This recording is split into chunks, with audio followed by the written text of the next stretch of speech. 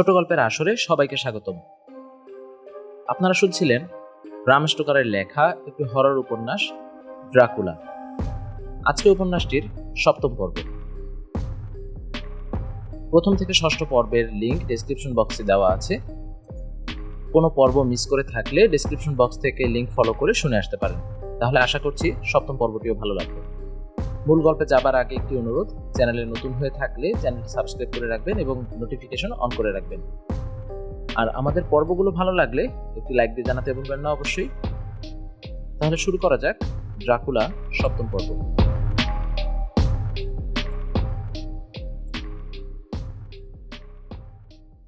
Doctor জন সেওয়ার্ডের diary থেকে 17 September. রাতের খাওয়ার পর পড়ার ঘরে বসে কয়েকদিনের জমানো চিঠিপত্রগুলো দেখছিলাম। গত কয়েকদিনের কাজের চাপে ওগুলোর কথা প্রায় ভুলে গিয়েছিলাম। এক মনে চিঠি পড়ছি, হঠাৎ ঝটকা মেরে দরজা খুলে ঝড়ের বেগে ঘরে এসে ঢুকলো রেনফিল্ড। তরকারি কাটার ধারালো একটা ছুরি ওর হাতে, চোখের দৃষ্টি উদ্ভ্রান্ত। ভয়ঙ্কর কোনো উদ্দেশ্য নিয়েই এই ঘরে এসে ঢুকলো সে। এক মুহূর্ত থমকে দাঁড়ালো রেনফিল্ড, তারপর ছুরি বাগিয়ে ধরে সোজা ছুটে এলো আমার দিকে। লাফ দিয়ে চেয়ার ছেড়ে উঠে দাঁড়াতে গেলাম, তার আগেই এসে পড়লো রেনফিল্ড। প্রচন্ড জোরে ছুরিটা ঢুকিয়ে দিতে গেল সে আমার পেটে। হাত দিয়ে ঠেকাবার চেষ্টা করলাম, পেটটা বেঁচে গেল ঠিকই, কিন্তু এফোর ওফোর হয়ে ঢুকে গেল ওটা আমার কনুইয়ের কাছের মাংসে।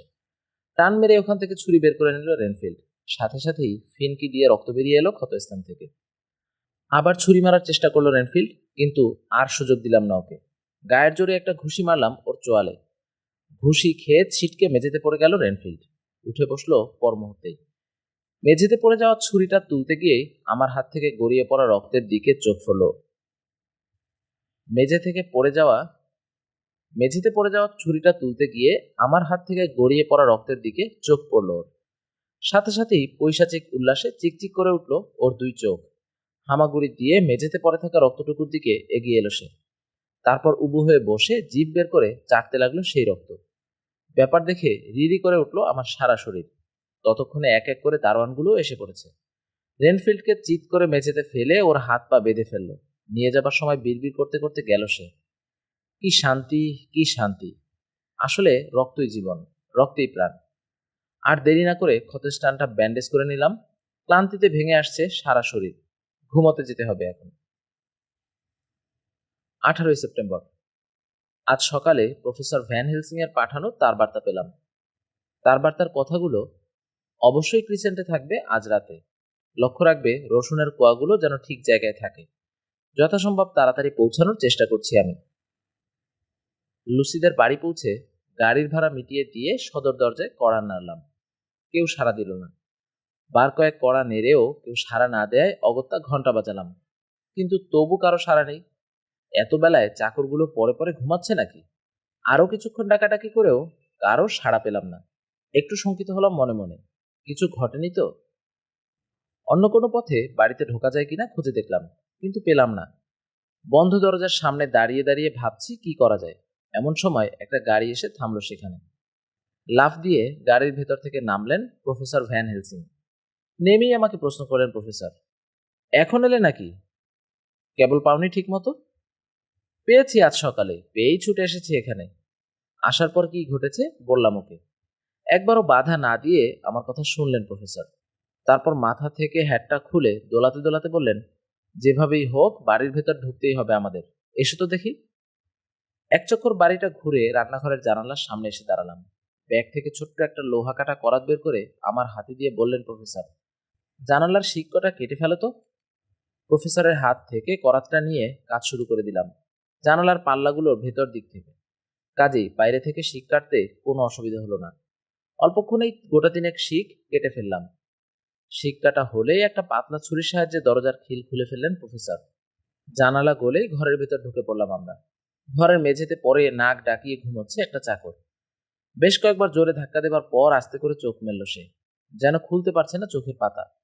আমাদেরকে দেখেই বার কয়েক চোখ মিটমিট করে উঠে বসলো সে। এত বেলায়ও এমনভাবে ঘুমাচ্ছে কেন জিজ্ঞেস করেও কোনো সন্তোষজনক উত্তর পেলাম না ওর কাছ থেকে।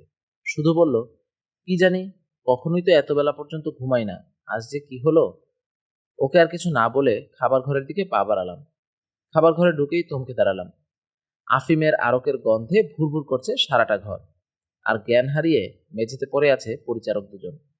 জিজ্ঞাসু দৃষ্টিতে প্রফেসরের মুখের দিকে চাইতেই দেখলাম থমথম করছে তার মুখ। গম্ভীরভাবে বললেন তিনি, জলদি ওপরে চলো। বলেই ছুটতে শুরু করলেন। তার পিছু পিছু এসে ঢুকলাম দোতলায় লুসির ঘরে। চিত হয়ে মরার মতো বিছানায় পড়ে আছে লুসি। পাশের খাটে আপাদমস্তক সাদা চাদর মুড়ি দিয়ে শুয়ে আছে কে যেন, বোধহয় লুসির মা। একপাশে বিছানার উপর ছিঁড়ে পড়ে আছে লুসির গলার রসুনের মালাটা।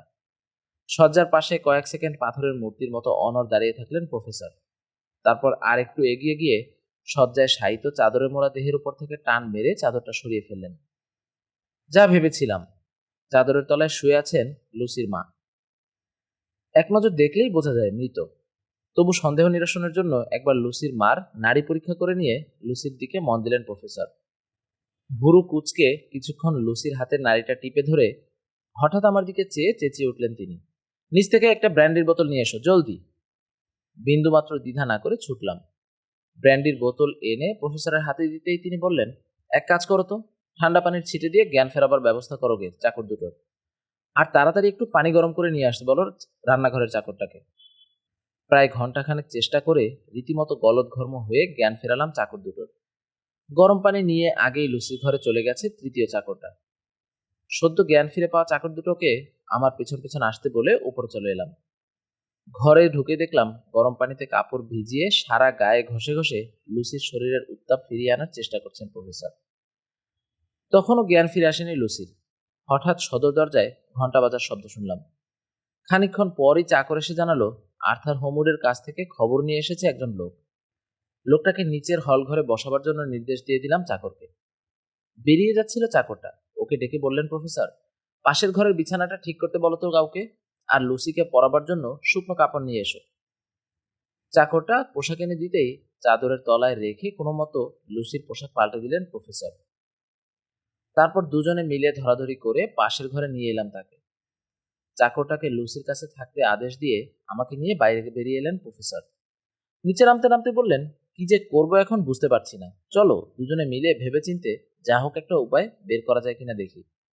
বলতে বলতেই খাবার ঘর থেকে ড্রয়িং রুমে এসে ঢুকলাম। ঘরের সব কটা জানালা বন্ধ। আবছা আলোয় ঘরের কিছুই ঠিকমতো দৃষ্টিগোচর হচ্ছে না। চিন্তিতভাবে বললেন প্রফেসর, আমাদের দুজনের শরীর থেকেই রক্ত দেয়া হয়ে গেছে, অথচ এই মুহূর্তে রক্ত না পেলে লুসিকে বাঁচানো যাবে না। এখন রক্ত কোথায় পাই? প্রফেসরের কথা শেষ হবার আগেই ঘরের কোণে সোফা থেকে ভেসে এলো একটা ভারী কণ্ঠস্বর। অত ভাবনা কিসের প্রফেসর, আমি তো এসেই গেছি। অথচ ওর কথা বেমালুম ভুলে বসে আছি আমরা। ওর কণ্ঠস্বর শুনে আশায় আনন্দে দুলে উঠল বুকটা, কারণ ওই কণ্ঠস্বরের মালিককে ভালো মতোই চিনি আমি, আমার প্রিয় বন্ধু কুইন্সে মরিস। ছুটে গিয়ে সোফা থেকে উঠে দাঁড়ানো মরিসের হাতটা চেপে ধরে বললাম, খবর কি মরিস? আর্থারের বাবা কেমন আছেন? ভালো না, অবস্থা খুবই খারাপ। তা লুসি কেমন আছে জন? গত 3 দিন নাকি ওর কোনো খবরই জানে না আর্থার। কথার উত্তর দিলেন প্রফেসর। লুসির অবস্থাও খুবই খারাপ মরিস। তুমি সময় মতো এসে না পড়লে বোধহয় বাঁচানোই যেত না ওকে। চিরদিন সাধ্যমতো বিপন্নকে সাহায্য করে এসেছি প্রফেসর, আজও না হয় একজনকে করলাম, এখন কি করতে হবে আমাকে? এসো আমার সাথে, বলে দরজার দিকে এগিয়ে গেলেন প্রফেসর। তার পিছু পিছু মরিস। দরজার কাছে গিয়ে ঘুরে দাঁড়ালেন প্রফেসর। আমাকে উদ্দেশ্য করে বললেন, ভালো কথা জন, লুসির সাংঘাতিক অসুস্থতা আর ওর মায়ের মৃত্যু সংবাদ জানিয়ে একটা তার করে দাও আর্থারকে। একটা গাড়ি নিয়ে যেও পোস্ট অফিসে, তাহলে তাড়াতাড়ি যেতে পারবে। বলেই মরিসকে নিয়ে বেরিয়ে গেলেন তিনি। সময় নষ্ট না করে পোস্ট অফিসের দিকে চললাম আমি। 19 সেপ্টেম্বর। অত্যন্ত ছটফট করে কাটিয়েছে লুসি গত রাতটা। কিছুক্ষণ পরপরই বোধহয় সাংঘাতিক কোনো দুঃস্বপ্ন দেখে চমকে জেগে উঠেছে। সারাটা রাত পালা করে লুসিকে পাহারা দিয়েছি আমি আর প্রফেসর। ঘুরে ঘুরে বাড়ি পাহারা দিয়েছে কুইন্সে মরিস। একটা জিনিস ভালো করে খেয়াল করেছি আমরা, জেগে থাকার চাইতে ঘুমিয়ে থাকলেই যেন অনেকটা স্বাভাবিক মনে হয় লুসিকে। আর ঘুমের মধ্যে কোনো কারণে লুসির ঠোঁট দুটো ফাঁকা হলেই ঠোঁটের দুপাশে ঝকঝকে সাদা তীক্ষ্ণ ধার দাঁত দুটো স্পষ্ট নজরে পড়ছে। অথচ হলপ করে বলতে পারি, ওই দাঁত দুটো এর আগে কখনো দেখিনি। সারা রাত ছটফট করেই বোধহয় অত্যন্ত ক্লান্ত হয়ে ভোরের দিকে গভীরভাবে ঘুমিয়ে পড়ল লুসি। তার সেই ঘুম ভাঙল একেবারে বিকেল বেলা। ঘুম ভাঙলে প্রথমেই আর্থারের কথা জিজ্ঞেস করলো সে। সকালবেলায় আর্থারকে আনতে মরিসকে পাঠিয়ে দিয়েছিল প্রফেসর, সে কথাই এখন জানালেন লুসিকে। বিকেলের অস্তগামী সূর্যের সোনালি আলো জানালার কাচের শার্সি ভেদ করে ঘরে এসে পড়েছে। সেই আলো লুসির ম্লান চিবুকে এসে পড়ায় আরও রোগাটে দেখাচ্ছে তাকে। অল্প পরেই গির্জা থেকে ভেসে এলো 6টা বাজার সময় সংকেত। আর ঠিক এই সময় ঘরে এসে ঢুকলো আর্থার। আমাদের কারো দিকে একটিবারের জন্য না তাকিয়ে আশ্চর্য শান্ত পায়ে লুসির বিছানার কাছে এগিয়ে গেল সে। ওকে লুসির কাছে একটু একলা থাকতে দিয়ে ঘর থেকে সবাই বেরিয়ে এলাম আমরা। মিনা হারকারের ডায়েরি থেকে। 17 সেপ্টেম্বর। গতকাল হঠাৎ করেই রহস্যজনকভাবে মারা গেলেন মিস্টার হকিন্স। মোটামুটি সেরে উঠলেও এখনো অত্যন্ত দুর্বল জোনাথন। মাত্র দিন কয়েক আগে ওকে নিয়ে মিস্টার হাকিমের বাড়িতে এসে উঠেছি। অসংখ্য এলম গাছ দিয়ে ঘেরা তার গির্জা সংলগ্ন বাড়িটা সত্যি চমৎকার। আমরা এসে তার বাড়িতে ওঠায় দারুণ খুশি হয়েছিলেন নিঃসন্তান আর একেবারে নিরাত্মীয় মিস্টার হকিন্স। জোনাথন কাউন্ট ড্রাকুলার প্রাসাদ দুর্গ থেকে ফিরে আসার পরপরই তাকে নিজের ব্যবসার অংশীদার করে নিয়েছিলেন মিস্টার হকিন্স। অবশ্য জোনাথন অসুস্থ থাকায় ওর হয়ে সবটা ব্যবসা একাই দেখাশোনা করছিলেন তিনি। এহেন পিতৃস্থানীয় লোকের মৃত্যুতে সত্যিই ব্যথা পেয়েছে জোনাথন। আর সত্যি বলতে কি, ওই স্নেহময় লোকটার কথা মনে হলেই চোখ ফেটে পানি বেরিয়ে আসছে আমারও। কি করে যে মারা গেলেন মিস্টার হকিন্স তা বুঝতে পারছি না। গত রাতেও খাওয়ার সময় তাকে দিব্যি সুস্থ মনে হয়েছে, অথচ আজ সকালবেলা নিজের ঘরের বিছানায় মৃত অবস্থায় পাওয়া গেছে তাকে। আজ কেন জানি বারবার লুসির কথা মনে পড়ছে। অনেকদিন তার খোঁজ খবর নেওয়া হয়নি। ডায়েরিটা লেখা শেষ করেই তার কাছে চিঠি লিখতে হবে একটা। ডাক্তার জন সেওয়ার্ডের ডায়েরি থেকে। 20 সেপ্টেম্বর। চাকরটার ডাকাডাকিতে ঘুম ভেঙে গেল। উঠে বসে হাত ঘড়িতে দেখলাম ভোর 6টা বাজে। আমি উঠে বসতেই চাকরটা জানালো আমাকে ডাকছেন প্রফেসর। ব্যাপার কি দেখার জন্য তাড়াতাড়ি লুসির ঘরে এসে ঢুকলাম। ঘরের সব কটা জানালা বন্ধ, পর্দাগুলো পর্যন্ত টাঙানো থাকায় ভোরের আলো ঢুকতে পারছে না সে ঘরে।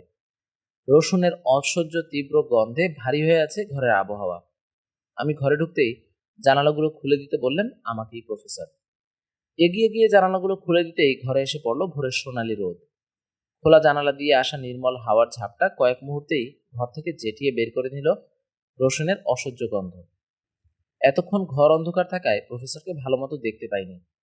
এখন ওর দিকে তাকাতেই দেখলাম লুসির বিছানার পাশে পাথরের মূর্তির মতো নিশ্চল দাঁড়িয়ে আছেন তিনি। ওর চেহারা দেখেই অনুমান করা যায় খবর ভালো না। লুসির দিকে চেয়ে বুঝলাম ঠিকই অনুমান করেছি। আরও ফ্যাকাশে হয়ে গেছে ওর গায়ের রং। চোয়াল বসে গিয়ে ঠেলে বেরিয়ে এসেছে চিবুকের হাড়। শ্বাস নিতে অত্যন্ত কষ্ট হচ্ছে ওর। আরেকটা আশ্চর্য ব্যাপার, গতকাল কথা বলার সময়ই শুধু তীক্ষ্ণ দাঁত দুটো দেখা গিয়েছিল, কিন্তু আজ বন্ধ ঠোঁটের দুকোণ থেকে ঠেলে বাইরে বেরিয়ে আসছে দাঁত দুটো। গলার দগদগে ক্ষতচিহ্ন দুটোও যেন রাতারাতি মিলিয়ে গেছে। দেখে আদৌ বোঝা যাবে না মাত্র গতকালও ক্ষত ছিল ওর গলার ওই জায়গাটায়। স্তব্ধ বিস্ময়ে তাকিয়েছিলাম লুসির দিকে। চমক ভাঙল প্রফেসরের কথায়। আমাকে উদ্দেশ্য করে বললেন তিনি, লুসির সময় ঘনিয়ে এসেছে জন। আর্থারকে জলদি ডেকে নিয়ে এসো। মাথা ঝাঁকিয়ে সায় দিয়ে নিঃশব্দে ঘর ছেড়ে বেরিয়ে এলাম। আর্থারের কাঁধে মৃদু ঝাঁকুনি দিয়ে ঘুম ভাঙালাম ওর। শুয়ে শুয়েই বার কয়েক চোখ রগড়ালো সে। তারপর চাইলো আমার মুখের দিকে। সেখানে কি দেখলো কে জানে, তড়াক করে উঠে বসলো বিছানার উপর। বসে থেকে আমার হাত দুটো চেপে ধরে থরথর করে কেঁপে উঠলো একবার। আমার মুখ দেখেই যা বোঝার বুঝে নিয়েছে সে। আস্তে করে ওর হাত দুটো ছাড়িয়ে নিয়ে সান্ত্বনা দেবার সুরে বললাম, নিয়তির ওপর তো মানুষের কোনো হাত নেই আর্থার। তুই, আমি, আমরা পুরুষ মানুষ। যত দুঃখই আসুক না কেন ভেঙে পড়লে চলবে না আমাদের। আয় ওঠ, দেরি করলে হয়তো লুসির সাথে শেষ দেখাটাও করতে পারবি না। প্রায় জোর করেই ওকে বিছানা থেকে তুলে নিয়ে চললাম। লুসির সামনে গিয়ে স্থির থাকতে পারবে না ভেবেই বোধহয় যেতে চাইছে না ও। লুসির ঘরে ঢুকে দেখলাম নিজেকে অনেকটা সামলে নিয়েছেন প্রফেসর। যতদূর সম্ভব ঘরটাকেও গোছগাছ করে ফেলেছেন। শুধু তাই নয়, লুসির অগোছালো চুলগুলোকে পর্যন্ত হাত দিয়ে একটু ঠিকঠাক করে দিয়েছেন। আর্থারকে দেখেই ম্লান কণ্ঠে বলে উঠল লুসি, এসো আর্থার, এ সময় তোমাকে আশা করছিলাম মনে মনে। তুমিও বোধহয় বুঝতে পারছো সময় শেষ হয়ে এসেছে আমার। ধীরে ধীরে বিছানার পাশে এগিয়ে গিয়ে ধপ করে বসে পড়ল আর্থার। দু হাতে তুলে নিল লুসির রোগ জীর্ণ দুটো হাত। রক্তশূন্য ফ্যাকাশে কপালের নিচে বসে যাওয়া কোটর থেকে স্থির দৃষ্টিতে আর্থারের দিকে চেয়ে আছে লুসির গভীর প্রেমপূর্ণ কিন্তু বেদনার্ত বড় বড় চোখ। কয়েক সেকেন্ড এভাবে তাকিয়ে থেকে একটুক্ষণের জন্য চোখের পাতা বন্ধ করে বার কয়েক জোরে জোরে শ্বাস নিল লুসি। ধীরে ধীরে আশ্চর্য একটা পরিবর্তন আসতে থাকলো লুসির চেহারায়। কেমন যেন একটু কঠোর মনে হচ্ছে এখন ওর চেহারা। ঠোঁটের কোণ থেকে আরো বেরিয়ে আসছে সেই দাঁত দুটো। একটু পরে আবার চোখ মেলল সে, কিন্তু প্রেম আর বেদনার পরিবর্তে সেই চোখে এসে ভর করেছে এখন রাজ্যের লালসা। আবার কথা বলল লুসি, এসো আর্থার, শুধু একবার, একবার চুমো খাও তোমার লুসিকে। কামনা মদির সেই কণ্ঠে আশ্চর্য ব্যাকুলতা। এমন তো হবার কথা নয়। লুসির মতো মৃত্যু পথযাত্রীর মুখে কথাটা আর তার বলার ধরন কেমন যেন বেমানান মনে হলো আমার কাছে। আমার মতোই লুসির কথা শুনে চমকে উঠলেন প্রফেসরও। ধীরে ধীরে লুসির মুখের দিকে এগিয়ে যাচ্ছে আর্থারের মুখ। অধীর আগ্রহে অপেক্ষা করছে লুসি। উত্তেজনায় ফাঁকা হয়ে গেছে ওর ঠোঁট দুটো, আর সেই ঠোঁটের ফাঁক থেকে হিংস্র ভঙ্গিতে সম্পূর্ণ বেরিয়ে এসেছে অমানবিক তীক্ষ্ণ দাঁত দুটো। আর্থারের মুখের সাথে লুসির মুখ লাগে এমন সময় বাঘের মতো লাফ দিয়ে সামনে এগিয়ে এলেন প্রফেসর। খপ করে আর্থারের চুলের মুঠি ধরে ওর মাথাটা সরিয়ে নিলেন পিছনে, যেন লুসিকে চুমো খেতে না পারে। প্রফেসরের ব্যবহারে স্তম্ভিত হয়ে গেলাম আমি, আর্থারও। ওর বেদনাহত মুখের দিকে তাকিয়ে কোমল স্বরে বললেন প্রফেসর, দুঃখ পেও না আর্থার, তোমার ভালোর জন্যই করলাম কাজটা। এখনকার লুসি আর তোমার সেই আগেকার প্রেমিকা নেই। শয়তানের ছোঁয়ায় এখন একটা ডাইনিতে রূপান্তরিত হয়েছে সে। এই মুহূর্তে ওকে চুমো খেলে তোমাকেও হারাতে হবে আমাদের। প্রফেসরের কথা শুনে একবারের জন্য দপ করে জ্বলে উঠল লুসির দুই চোখ, যেন চোখের দৃষ্টি দিয়ে জ্বালিয়ে পুড়িয়ে ভস্মীভূত করে দিতে চাইছে সে প্রফেসরকে। তারপরই আস্তে করে দ্বিতীয়বারের জন্য চোখ বন্ধ করল লুসি। শ্বাস টানার তালে তালে বার কয়েক জোরে জোরে দুলে উঠেই একেবারে থেমে গেল বুকের ওঠানামা। উবু হয়ে লুসিকে একবার পরীক্ষা করেই বিড়বিড় করে রায় দিলেন প্রফেসর, সব শেষ। সঙ্গে সঙ্গে ছেলে মানুষের মতো ডুকরে কেঁদে উঠল আর্থার। জোর করে ঠেলে ওকে ঘর থেকে বের করে নিয়ে চলে এলাম পাশের ঘরে। একটা সোফায় বসে পড়ে ফুপিয়ে ফুপিয়ে কাঁদতে লাগলো সে। অসহ্য বেদনায় টনটন করে উঠল আমারও বুকের ভেতরটা। আমিও তো ভালোবেসেছিলাম লুসিকে। বেশ কিছুক্ষণ পর লুসির ঘরে ফিরে এসে দেখলাম শয্যার ওপর ঝুঁকে পড়ে তীক্ষ্ণ দৃষ্টিতে লুসিকে পরীক্ষা করছেন প্রফেসর। মৃত্যু যেন লুসির দেহের সমস্ত লাবণ্য আবার অকৃপণ হাতে ফিরিয়ে দিয়েছে। আমার উপস্থিতি টের পেয়েই ঘুরে দাঁড়ালেন প্রফেসর। এগিয়ে এসে সহসাই আমার কাঁধে একটা হাত রেখে বললেন, ব্যথা হয়তো পেয়েছ জন, কিন্তু যদি জানতে কত বড় দুঃসহ যন্ত্রণা আর বিভৎসতার হাত থেকে মুক্তি পেয়েছে। এগিয়ে এসে সে আমার কাঁধে একটা হাত রেখে বললেন, ব্যথা হয়তো পেয়েছ জন, কিন্তু যদি জানতে কত বড় দুঃসহ যন্ত্রণা আর বিভৎসতার হাত থেকে ও মুক্তি পেয়েছে আজ, তাহলে ও মারা গেছে ভেবে দুঃখ না করে বরং খুশিই হতে। কিন্তু স্যার, এভাবে হঠাৎ করে আমাদের মাঝ থেকে সে চলে যাবে ভাবতেই পারিনি। চলে গেছে? কে বলল চলে গেছে? প্রফেসরের কথার ধরনে আশ্চর্য হলাম। বুঝতে না পেরে প্রশ্ন করলাম, যায়নি? না, যায়নি। গেছে শুধু তার কোমল রূপটা।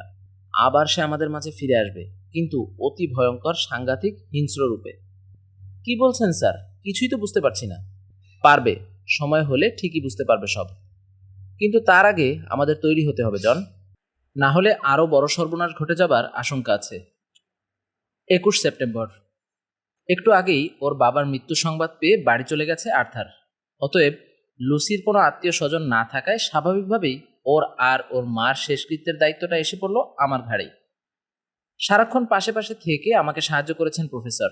ওদের অন্ত্যেষ্টিক্রিয়ায় কাকে কাকে আমন্ত্রণ জানাবো, কোথায় কবর দেব ভেবে ঠিক করতে পারছিলাম না। উদ্ধার করলেন প্রফেসর। তিনি বললেন, এত ভাবাভাবির কি আছে? লুসিদের পারিবারিক চিঠিপত্র দেখলেই ওসব অনুমান করা যাবে। ওদের উকিলকেও খবর দেওয়া দরকার। তার আগে চলো তো ঘরগুলো একবার খুঁজে দেখি। ওদিকে আমস্টারডামে আপনার কোনো জরুরি কাজ পড়ে নেই তো? না, নেই। আর থাকলেই বা কি, এখানকার এই ভয়ঙ্কর পরিস্থিতিতে শত কাজ থাকলেও আমি ফিরে যেতে পারবো না। লুসির ঘরে খুঁজতে খুঁজতেই হঠাৎ অস্ফুট শব্দ করে উঠলেন প্রফেসর। উদ্বিগ্নভাবে জিজ্ঞেস করলাম আমি, কি হলো স্যার? প্রফেসরের মুখে হালকা হাসির ছাপ। আমাকে একটা খাতা দেখিয়ে বললেন তিনি, এটা পেয়ে যাওয়ায় ভালোই হলো, আমাদের অনেক উপকারে লাগবে। কি ওটা? অবাক হয়ে জানতে চাইলাম। লুসির ডায়েরি। কোথায় পেলেন ওটা? লুসির বালিশের তলায়, বলে একটুক্ষণ কি যেন ভাবলেন তিনি। তারপর বললেন, একটা কথা জন, আমরা যদি এভাবে লুসিদের বাড়ি তল্লাশি করতে থাকি, কারো কিছু বলার নেই তো? না না, কার কি বলার থাকবে। আর আপনি বোধহয় জানেন না প্রফেসর, বিয়ের কথাবার্তা পাকাপাকি হবার পর থেকেই তার স্থাবর অস্থাবর সমস্ত সম্পত্তি আর্থারের নামে উইল করে দিয়েছিল লুসি। অবশ্য লুসির মৃত্যুর পরই সমস্ত সম্পত্তির অধিকার পাবে আর্থার, দলিলে এ কথাই লেখা ছিল। এখন আইনত লুসির সমস্ত সম্পত্তির মালিক আর্থার। আমাদেরকে কিছু বলার অধিকার একমাত্র আর্থারেরই আছে, আর প্রাণ গেলেও আমাদের কাজে বাধা দেবে না সে। একথা হলপ করেই বলতে পারি আমি। আমার কথায় আশ্বস্ত হয়ে আবার খোঁজাখুঁজি শুরু করলেন প্রফেসর। খুব একটা কষ্ট করতে হলো না। অল্প পরেই মিসেস ওয়েস্টেনারের ঘরের একটা আলমারির ভেতর পেয়ে গেলাম যা খুঁজছিলাম। কাজ সেরে ঘর থেকে বেরোবার সময় বললেন প্রফেসর, কি ধকলটাই না গেল। এবার একটু বিশ্রাম দরকার আমাদের। কাল ভোরে উঠেই তো আবার খাটুনি শুরু হবে। ফেরার আগে আর একবার লুসিকে দেখতে গেলেন প্রফেসর, তার সাথে আমিও। চামেলির মিষ্টি গন্ধ ঘরের বাতাসে, তার সাথে এসে যোগ হয়েছে ধূপের সুবাস। অর্থাৎ এক কথায় যদ্দূর সম্ভব শুচিশুদ্ধ করে তোলা হয়েছে লাশ রাখার ঘরটাকে।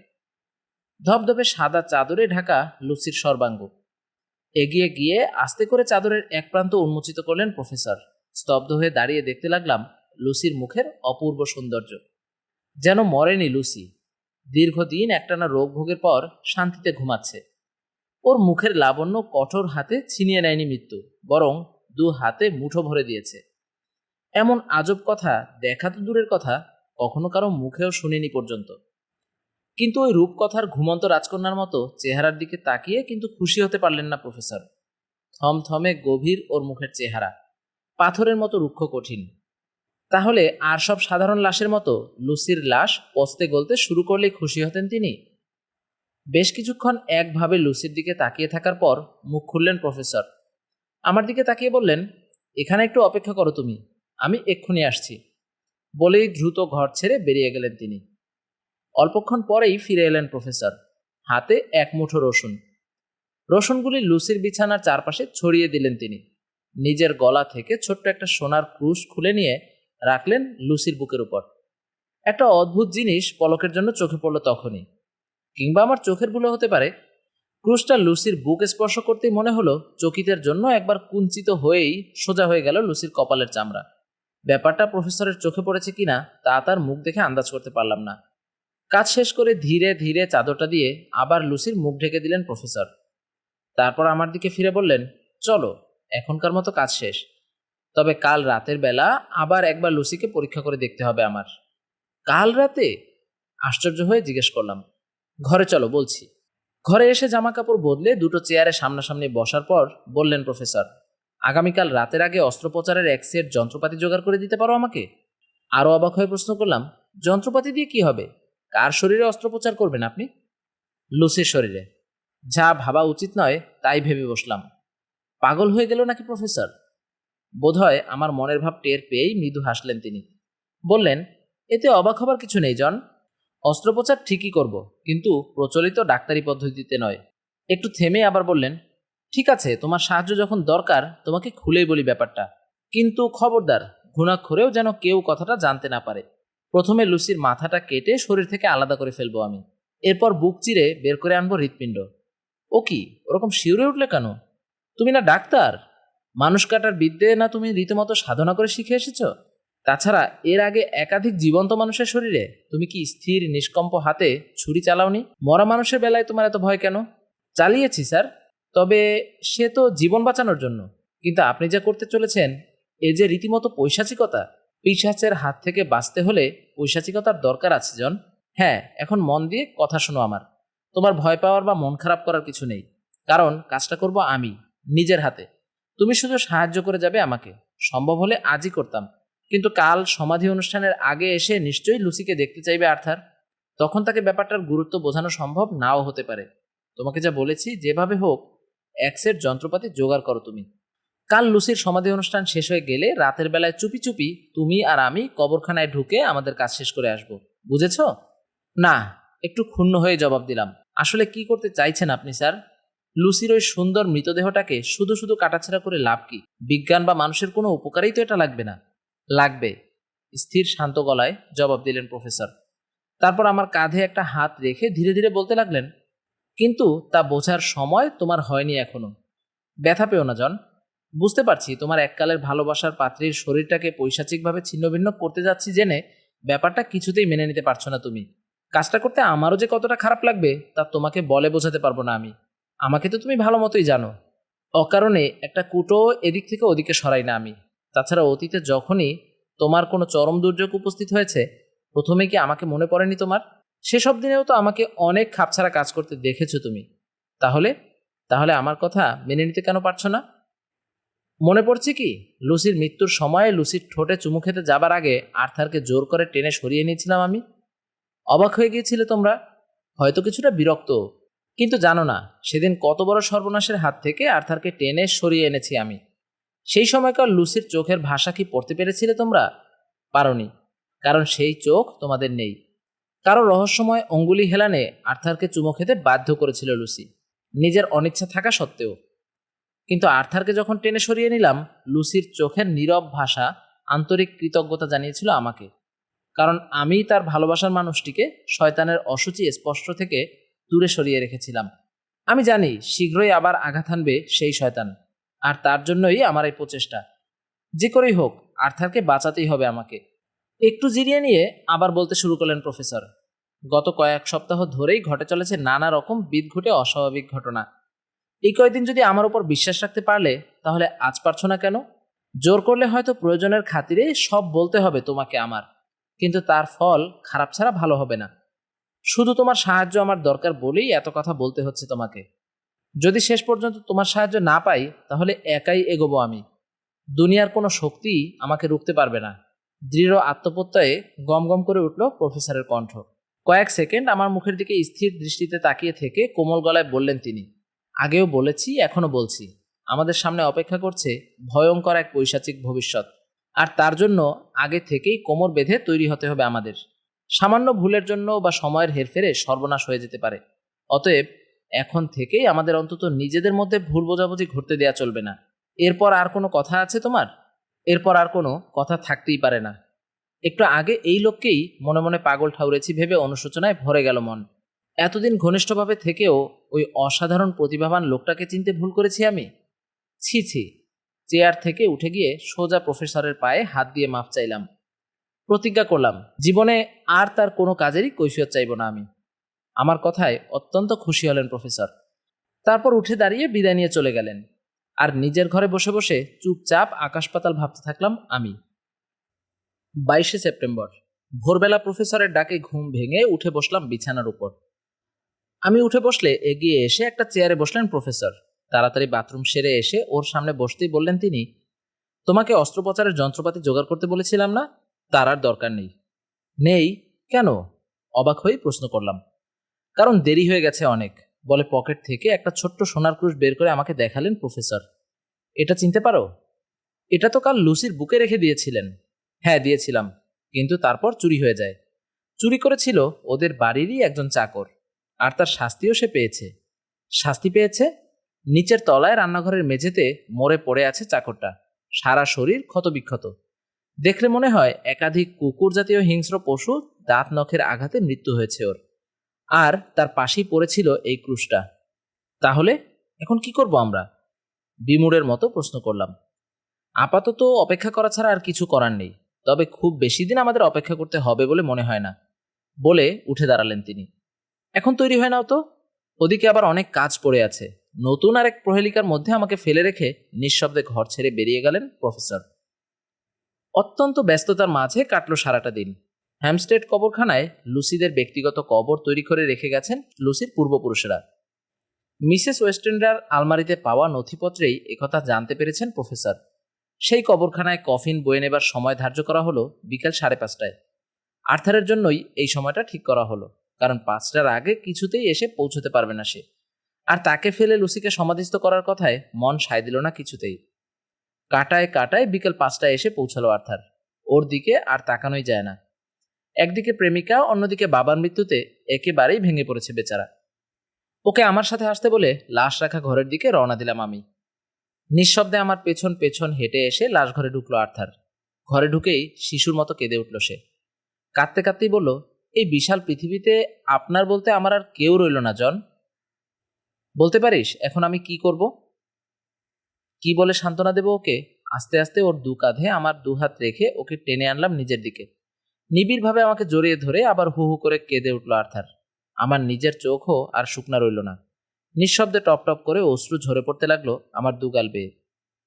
বেশ খানিকক্ষণ পর আর্থারের আলিঙ্গন মুক্ত হয়ে আস্তে করে বললাম, কেঁদে আর কি হবে আর্থার? এখন শেষবারের মতো একবার লুসিকে দেখবি, চল। নিঃশব্দে লুসির শয্যা পাশে এসে দাঁড়ালাম দুজনে। আস্তে করে লুসির মুখের উপর থেকে চাদরটা সরিয়ে দিলাম আমি। আগের চেয়ে 1000 গুণ বেড়ে গেছে লুসির রূপ। দেখে মনে হচ্ছে 36,000 রাক্ষসের দেশের সেই মায়াবী জাদুকর সোনার কাঠির ছোঁয়ায় ঘুম পাড়িয়ে রেখেছে অপূর্ব সুন্দরী রাজকুমারীকে। যে কোনো মুহূর্তে ওর কাঠির ছোঁয়ায় আবার ঘুম ভেঙে উঠে বসবে রাজার দুলালি। আহ, তাই যদি হতো। শেষ পর্যন্ত আমার কানের কাছে মুখ রেখে ফিসফিস করে বলেই ফেলল আর্থার, জন, সত্যিই কি মরে গেছে লুসি? তুই তো ডাক্তার, আরেকবার ভালো মতো পরীক্ষা করে দেখ না ওকে। না আর্থার, সত্যিই মারা গেছে ও, কিন্তু এমন মৃত্যুর কথা আমি কখনো শুনিনি। ও আবার ভুল বুঝে বসবে ভেবে বললাম, তবে কদাচিৎ হলেও মৃত্যুর পর কোনো কোনো মানুষের মধ্যে আবার উল্টো প্রতিক্রিয়া দেখা দেয়। তারা পচে তো যায় না, বরং জীবিতাবস্থা থেকেও সুন্দর হয়ে ওঠে। আসলে তাদের দেহের ভেতরে সুপ্ত থেকে যায় তাদের আত্মা। লুসির মৃত্যুটাও ঠিক তেমনই। এমন সময় দরজার বাইরে করাঘাতের শব্দ হতে জিজ্ঞেস করলাম, কে?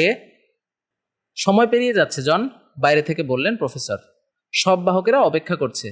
নে চল আর্থার, বলে লুসির মুখটা ঢেকে দিতে গেলাম আমি, কিন্তু আমাকে বাধা দিল আর্থার। এগিয়ে এসে আলতো করে লুসির কপালে ঠোঁট ছোঁয়ালো সে। তারপর পরম যত্নে ধীরে ধীরে চাদর দিয়ে ঢেকে দিল লুসির মুখটা। বিকেলের পরন্ত রোদে মিছিল করে কফিন নিয়ে কবরখানার দিকে রওনা দিলাম আমরা। বিকেলে যে এত বিষণ্ণ লাগতে পারে ভাবিনি কখনো। রাস্তার পাশের ওক গাছগুলো যেন আমাদের শোকে অংশগ্রহণ করে দাঁড়িয়ে আছে নিথর হয়ে, আর গির্জার ঘণ্টার প্রতিটা ধ্বনি যেন শেলের মতো হৃদয়ে এসে বাজছে। কাজ শেষ হতে হতে বেশ রাত হয়ে গেল। রাতে খাবার টেবিলে বসে প্রায় কিছুই খেতে পারলাম না। কোনো মতে খাবার পালা সাঙ্গ হলে ড্রয়িং রুমে এসে বসলাম। মোটা একটা চুরুট ধরিয়ে একটানা টানতে লাগলেন প্রফেসর। কুণ্ডলি পাকিয়ে উপরে উঠে যাচ্ছে নীলচে সাদা ধোঁয়া, আর ওই ধোয়ার কুণ্ডলের ভেতর কেবলই যেন ভেসে বেড়াতে লাগলো লুসির অপূর্ব সুন্দর মুখ। কতক্ষণ কেটে গেল জানি না। প্রফেসরের কাশির শব্দে চমক ভাঙল। খুক খুক করে কেশে গলা পরিষ্কার করছেন প্রফেসর, বোধহয় কথা বলার জন্যই। আর্থারের কিন্তু খেয়াল নেই। একভাবেই চুপ করে বসে ঘরের কোণের ফায়ার প্লেসটার দিকে তাকিয়ে আছে সে। ওর মুখ দেখেই বোঝা যাচ্ছে ওই আগুনের মতোই ব্যথার আগুন জ্বলছে তার মনে। আরও বার দুয়েক কেশে গলাটা পরিষ্কার করে নিয়ে বললেন তিনি, যদি কিছু মনে না করো, তোমাকে দু একটা কথা জিজ্ঞেস করবো আর্থার। যেন স্বপ্নের জগৎ থেকে উঠে এসেছে এমনি ভাবে ধীরে ধীরে মাথা ঘুরিয়ে প্রফেসরের দিকে চেয়ে আস্তে করে বলল সে, বলুন। লুসি কি তার সমস্ত সম্পত্তি তোমার নামে উইল করে দিয়ে গেছে? হ্যাঁ। ওর সম্পত্তির একমাত্র উত্তরাধিকারী হিসেবে তোমার কাছ থেকে লুসির যাবতীয় ব্যক্তিগত চিঠিপত্র এবং ডায়েরিটা দেখার অনুমতি চাইছি। একটু থেমে আবার বললেন, অবশ্য কাজ শেষ হলেই আবার তা তোমাকে ফিরিয়ে দেব আমি। শুধুমাত্র কৌতূহলের বশে ওগুলো দেখতে চাইছি না আমি, এর বিশেষ কারণ আছে। পাছে বেহাত হয়ে যায় সেজন্য তোমাকে জিজ্ঞেস না করেই ওগুলো সরিয়ে রেখেছিলাম, কিন্তু বিশ্বাস করো, একটা কাগজও এ পর্যন্ত খুলে দেখিনি আমি। মিছেই লজ্জা দিচ্ছেন আমাকে প্রফেসর। আমি জানি আপনি চাইলে লুসি তার একান্ত ব্যক্তিগত ডায়েরিটাও আপনার হাতে তুলে দিতে বিন্দু মাত্র দ্বিধাবোধ করতো না। যার জিনিস সেই করতো না, আর আমি করব এটা ভাবলেন কি করে আপনি? ভেরি গুড আর্থার, অসংখ্য ধন্যবাদ তোমাকে। অবশ্য তোমার কাছ থেকে এই উত্তরই আমি আশা করেছিলাম। চেয়ার ছেড়ে উঠে দাঁড়ালেন প্রফেসর। লুসির মৃত্যুর পর এই প্রথম আর্থারকে সান্ত্বনা দেবার জন্য বললেন তিনি, আমাদের সবার জীবনেই কোনো না কোনো সময় ঘনিয়ে আসে প্রচণ্ড অশান্তি আর দুঃখ, কিন্তু সেই অশান্তি আর দুঃখকে অতিক্রম করে শান্তি সুখের দুয়ারে পৌঁছাতে হলে চাই অসাধারণ আত্মত্যাগ আর দুর্জয় সাহস, এবং তা হলেই যত বড় দুঃখই আসুক না কেন তাকে জয় করা যায়। বলেই দৃঢ় পদক্ষেপে ঘর থেকে বেরিয়ে গেলেন প্রফেসর, আর আর্থারকে জোর করে সোফা থেকে তুলে শুতে চললাম আমরা। ওপরের তলার একটা ঘরে একই শয্যায় আর্থারের সাথে শুয়ে পড়লাম আমি। কয়েক মিনিট পরেই সেই ঘরে এসে ঢুকলেন প্রফেসর। আমি উঠে বসতে গেলে ইশারায় আমাকে শুয়ে থাকতে বললেন তিনি। সারা রাত ঘরের কোণে একটা চেয়ারে বসে কেন কে জানে আমাদের, বিশেষ করে আর্থারকে পাহারা দিলেন প্রফেসর। আর সারা রাতেই বাতাসে ভর করে বাগান থেকে ভেসে এলো হাসনাহেনা আর রজনীগন্ধার স্নিগ্ধ সুবাস। মিনা হারকারের ডায়েরি থেকে 22 সেপ্টেম্বর। ঝড়ের গতিতে এক্সিটারের দিকে ছুটে চলেছে ট্রেন। জানালার পাশে বসে বাইরের দৃশ্য দেখতে দেখতে অতীতের কথা ভাবছি। এই তো কদিন আগেই হুইটবিতে ছিলাম। সেদিন আমার কাছ থেকে অনেক অনেক দূরে ছিল জোনাথন, আর আজ সে আমার স্বামী, সুপ্রতিষ্ঠিত একজন আইনজীবী। এই তো আমার কোলে মাথা রেখে ঘুমাচ্ছে সে। কত ঘটনাই না ঘটে গেল এর মধ্যে, কত পরিবর্তন হয়ে গেল পারিপার্শ্বিক অবস্থার। সুচারুরূপেই মিস্টার হকিন্সের শেষকৃত্য সমাধা হয়েছে। আমি আর জোনাথন ছাড়াও ওর কয়েকজন বিশিষ্ট বন্ধু, যারা এক্সিটারেই থাকেন, এবং তার লন্ডনস্থ একজন মক্কেল স্যার জন প্যাটনও কবর দেওয়ার সময় উপস্থিত ছিলেন। পৌরোহিত্য করলেন স্যার প্যাটনি। ভারাক্রান্ত চোখে সারাক্ষণ পাশাপাশি দাঁড়িয়ে আমাদের পিতৃস্থানীয় মিস্টার হকিন্সের কবর দেয়া দেখলাম আমি আর জন। কাজ শেষ হলে ঘোড়া গাড়িতে চেপে শহরে ফিরে আসছিলাম আমরা। গাড়ি থেকে নেমে অনিশ্চিতভাবে এদিক ওদিক ঘুরতে শুরু করলাম দুজনে। শেষ পর্যন্ত জনের ইচ্ছায় হাইড পার্কের এক নির্জন কোণে একটা ভালো জায়গা বেছে নিয়ে বসে পড়লাম আমরা। একটু পরে সাঁঝ ঘনিয়ে এলো। খানিকক্ষণ পরই ভীষণ নিস্তব্ধ হয়ে এলো জায়গাটা। কেন যেন বিষণ্ণ। আর বসে থাকতে ভালো লাগলো না, তাই উঠে পড়লাম। পিকাডিলির পথ ধরে পাশাপাশি হাঁটছি। সেই পুরনো দিনের মতো আমার হাতটা নিজের হাতের মুঠোয় নিবিড় করে ধরে রেখেছে জোনাথন। চারিদিকে তাকাতে তাকাতে যাচ্ছি। হঠাৎ রাস্তার পাশে দাঁড়িয়ে থাকা বিরাট ঘোড়ার গাড়িতে একটা মেয়েকে বসে থাকতে দেখেই ভীষণভাবে চমকে উঠলাম। চমকে ওঠার কারণ হলো, গুচ্ছ গুচ্ছ সোনালি চুলের ওপর একটা সুন্দর সাদা হ্যাট পরা একজন লোকের পাশে বসে আছে আমার প্রিয় বান্ধবী লুসি। এপাশ থেকে লোকটার চেহারা দেখা যাচ্ছে না ভালো মতো। এক ঝটকায় জোনাথনের মুঠো থেকে আমার হাত ছাড়িয়ে নিয়ে গাড়িটার দিকে দৌড়ে গেলাম। আমার পেছন পেছন ছুটে এলো জন। গাড়ির কাছে পৌঁছে নাম ধরে চেঁচিয়ে ডাকলাম লুসিকে। ধীরে ধীরে ঘাড় ফিরিয়ে তাকালো লুসি, সঙ্গে সঙ্গে লোকটাও। এতক্ষণে লোকটার চেহারা ভালো মতো নজরে পড়লো আমার। ওর ঈগলের মতো বাঁকানো নাকের নিচে সূচালো একজোড়া গোঁফ, আর অদ্ভুত লাল দুটো চোখ। গাড়ির ভেতরে আবছা আলোয় আঙ্গারের মতো ধকধক করে জ্বলছে সে চোখ। ঠিক এই সময়ে অস্ফুটে আর্তনাদ করে উঠল জোনাথন। কি হলো বলে উৎকণ্ঠিতভাবে জোনাথনের দিকে ফিরে চাইলাম আমি। আঙুল তুলে ঘোড়ার গাড়িটার দিকে নির্দেশ করে বলল জোনাথন, এ সেই।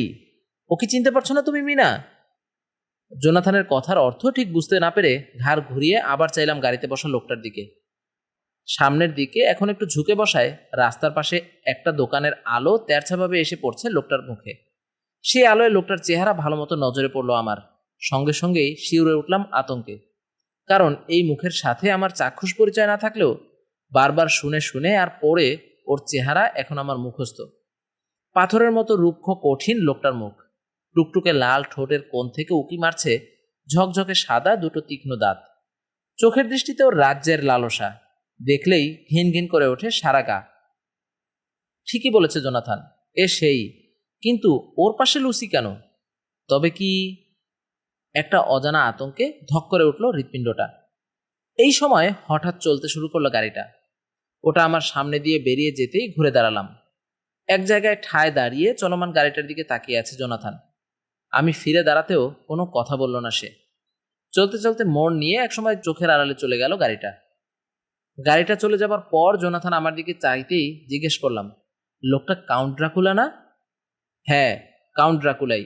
কিন্তু এরই মাঝে এত তরুণ হয়ে গেল কি করেও? আর ওর পাশের মেয়েটাই বা কে? হঠাৎ হাসপাতালের ডাক্তারের কথা মনে পড়ে গেল আমার। এসব ব্যাপার নিয়ে জোনাথনের স্নায়ুতে চাপ পড়লে ক্ষতি হতে পারে ওর, বলেছিল ডাক্তার। তাই আর কোনো কথা না বলে তাড়াতাড়ি ওকে নিয়ে সে জায়গা থেকে সরে পড়লাম। কিন্তু বাড়ি ফিরে যেতে মন চাইছে না। অগত্যা গ্রিন পার্কের একটা বেঞ্চিতে এসে বসলাম দুজনে পাশাপাশি। কিন্তু সেখানেও বেশিক্ষণ ভালো লাগলো না। শেষ পর্যন্ত ধুত্তর বলেই উঠে পড়ল জোনাথন, সাথে সাথে আমিও। আবার পাশাপাশি হাঁটতে লাগলাম আমরা। মন জুড়ে ভিড় করে আছে আমার ড্রাকুলার চিন্তা। শুধু ড্রাকুলা হলেও না হয় কথা ছিল, কিন্তু তার সাথে লুসি কেন? হাঁটতে হাঁটতেই একসময় বাড়ির কাছে এসে পড়লাম। কিন্তু বাড়িতেও মন টিকবে না। মিস্টার হকিন্সের অনুপস্থিতি অসহ্য পীড়া দেবে মনকে। তবুও জোনাথনের বিশ্রামের কথা ভেবে ঢুকে পড়লাম বাড়িতে। নিজের ঘরে এসে ঢুকতেই একটা টেলিগ্রাম দিয়ে গেল চাকরটা। কে আবার টেলিগ্রাম করতে গেল আমার কাছে? 7-5 ভাবতে ভাবতে খুললাম খামটা। লেখাটা পরেই কেঁপে উঠলাম থরথর করে। ধপ করে বসে পড়লাম বিছানার ওপর। কি হলো, কি হলো? উদ্বিগ্নভাবে জিজ্ঞেস করলো জোনাথন। নিঃশব্দে ওর হাতে তুলে দিলাম টেলিগ্রামটা। শব্দ করে পড়ল জোনাথন। অত্যন্ত দুঃখের সঙ্গে জানাচ্ছি, 5 দিন আগে মারা গেছেন মিসেস ওয়েস্টেনরা। লুসিও মারা গেছেন গত পরশু। আজই অন্ত্যেষ্টিক্রিয়া সম্পন্ন হয়েছে ওদের। Professor van হেলসিং। জোনাথনের পড়া শেষ হতেই বললাম, জানো আজ কাউন্ট ড্রাকুলার পাশে বসে থাকা মেয়েটা কে ছিল? স্বয়ং লুসি। এখন বুঝতে পারছি লুসির মৃত্যুটা অস্বাভাবিক।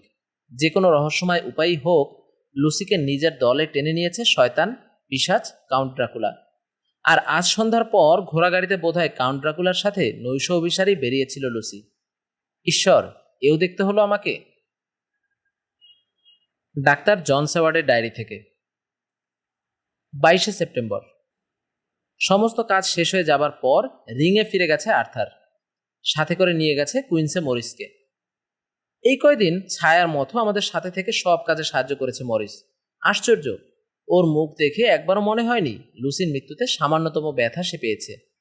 আসলে ব্যথা সে ঠিকই পেয়েছে। ও তো ভালোবাসতো লুসিকে, কিন্তু প্রচণ্ড সহনশীলতা ওর। অন্তরে সারাক্ষণ জ্বলে পুড়ে মরছে, কিন্তু বিন্দুমাত্র বহিঃপ্রকাশ ঘটেনি তার। আজ রাতের গাড়িতে আমস্টারডামে ফিরে যাবেন প্রফেসর ভ্যান হেলসিং। তবে আগামীকালে আবার ফিরে আসবেন তিনি। ওখানে নাকি কয়েকটা ব্যক্তিগত কাজ শেষ করতে হবে তাকে। জানালা দিয়ে আমি বাইরে তাকিয়ে আছি। হ্যাম্পস্টেড গির্জার চূড়াটা পরিষ্কার চোখে পড়ছে এখান থেকে। নির্জন পাহাড়ি উপত্যকার ওই রকম এক গির্জা সংলগ্ন উন্মুক্ত আঙিনার কাছের কবরখানায় নিজের আত্মীয় স্বজনের পাশে এখন চিরনিদ্রায় নিদ্রিত লুসি। ভোরের সোনালি আলোয় ঝলমল করছে সারাটা উপত্যকা।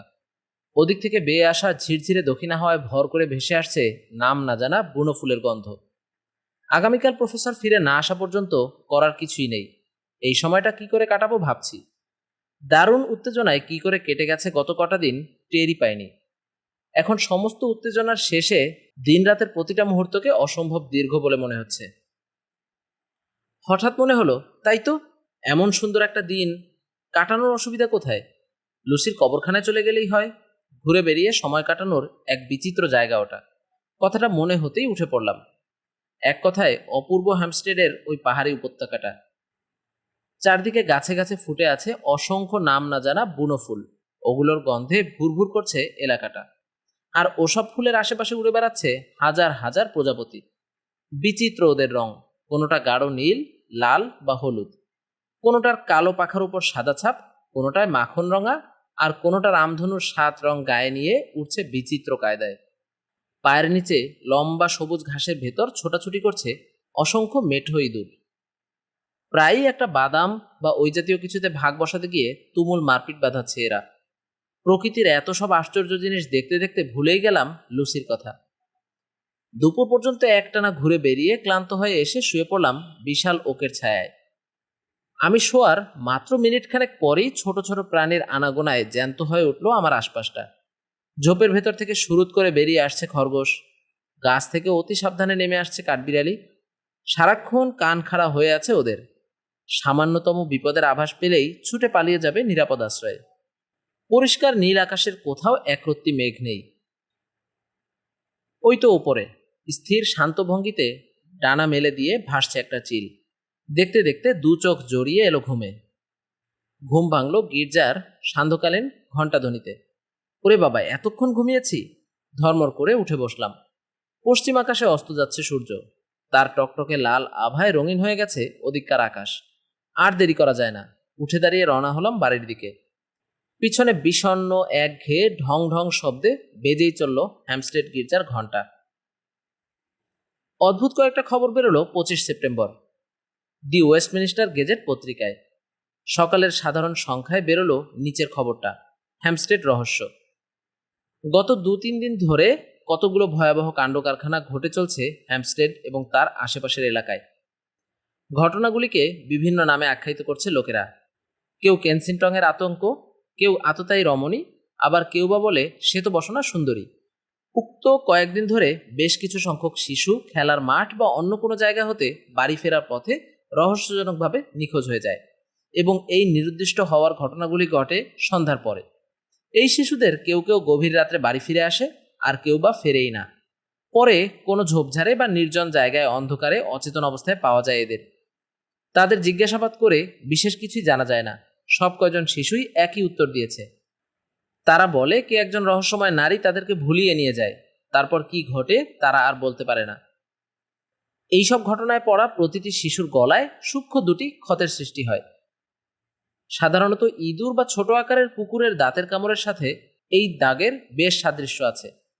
হ্যামস্টেডের চতুর্দিকে সতর্ক দৃষ্টি রাখার জন্য অত্যন্ত জরুরি নির্দেশ দেওয়া হয়েছে স্থানীয় শান্তিরক্ষা বাহিনীকে।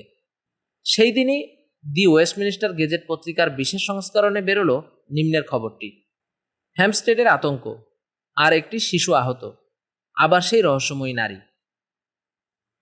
এইমাত্র গোয়েন্দা বিভাগের সূত্র হতে জানা গেল যে গত রাত্রে নিখোঁজ একটি শিশুকে আজ সকালে হ্যামস্টেডের কাছাকাছি শুটার পাহাড়ের নির্জন জঙ্গল হতে খুঁজে বের করা হয়েছে।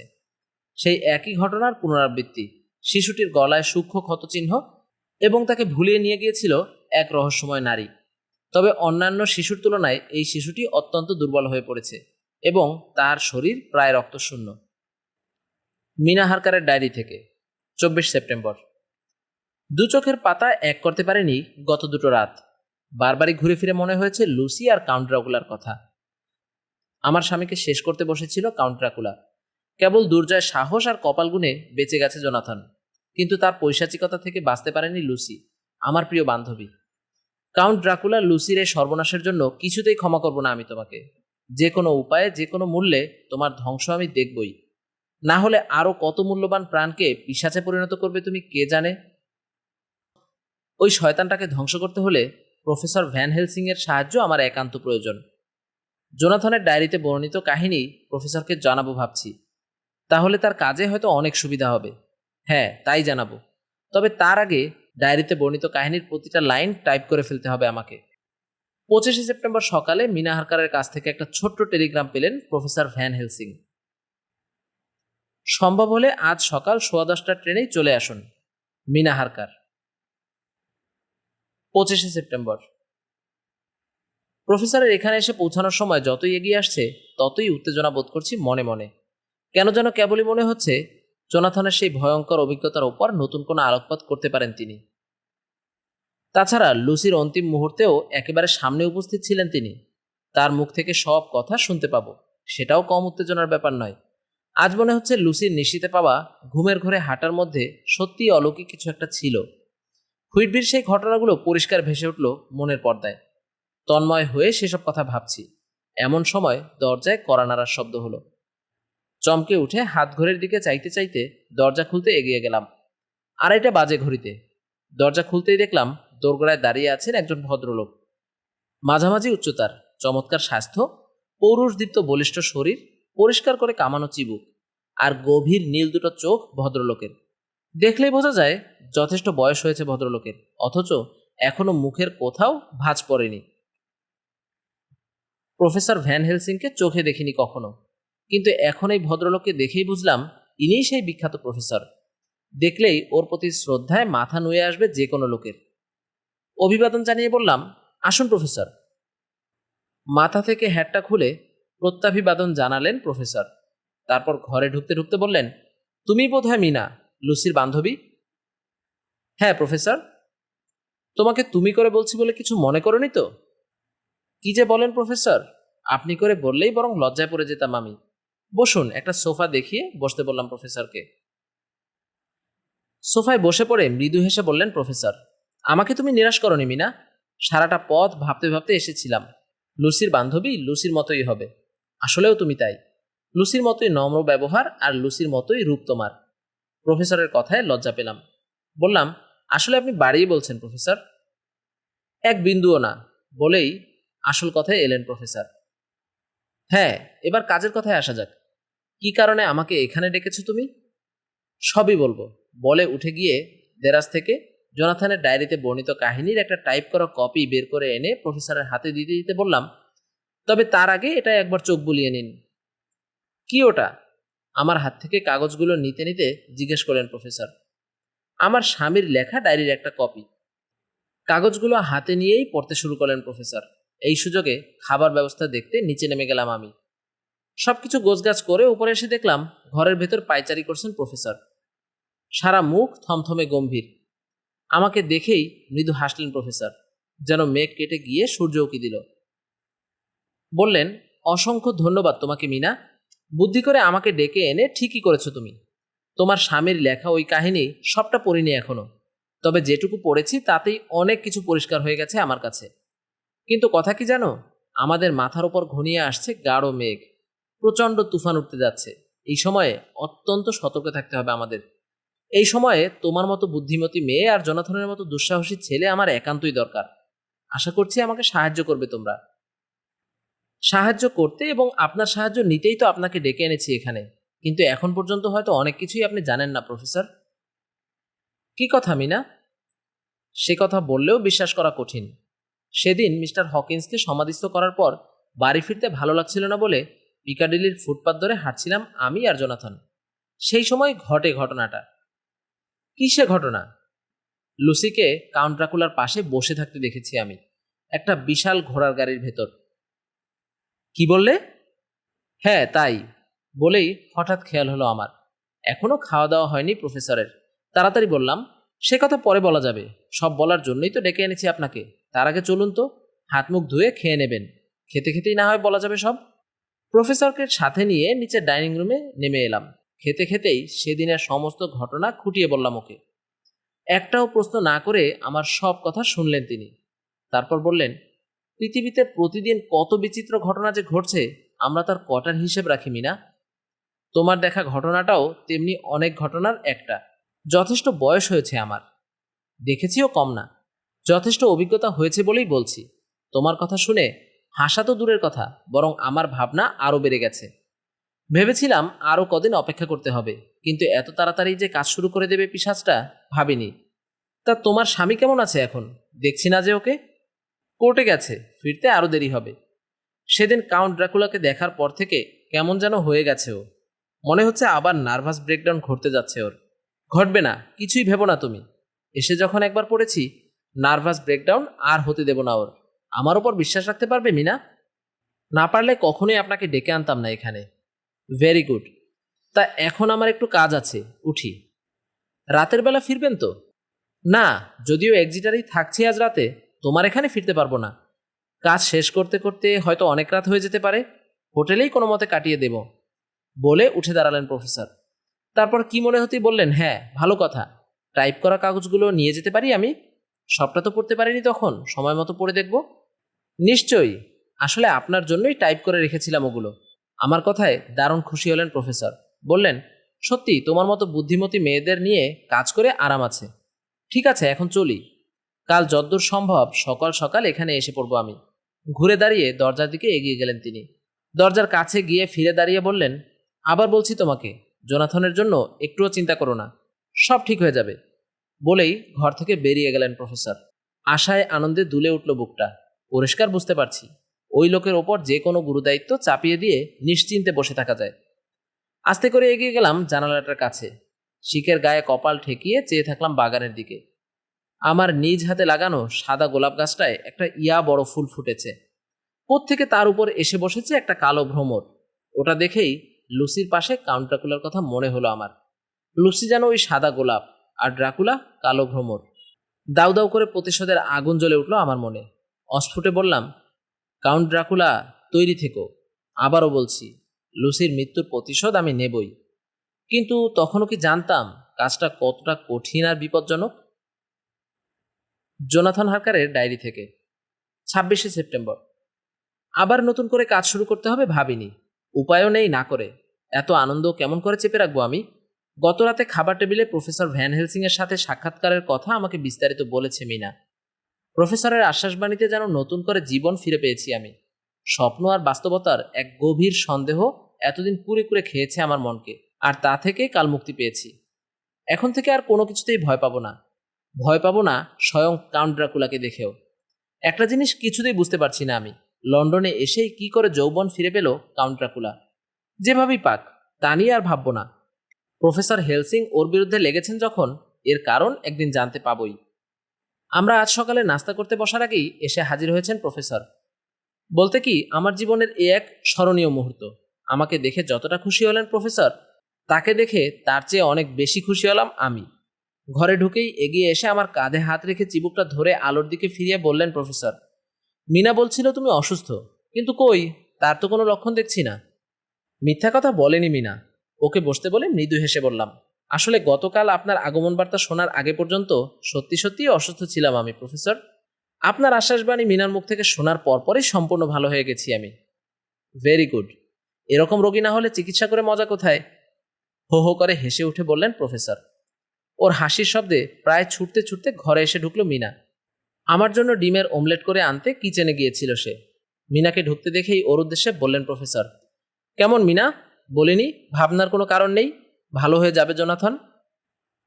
এর আগে অনেকের মুখেই শুনেছিলাম প্রফেসর ভ্যান হেলসিং এর চেহারা দেখেই রোগীর দেহ ছেড়ে রোগ পালায়।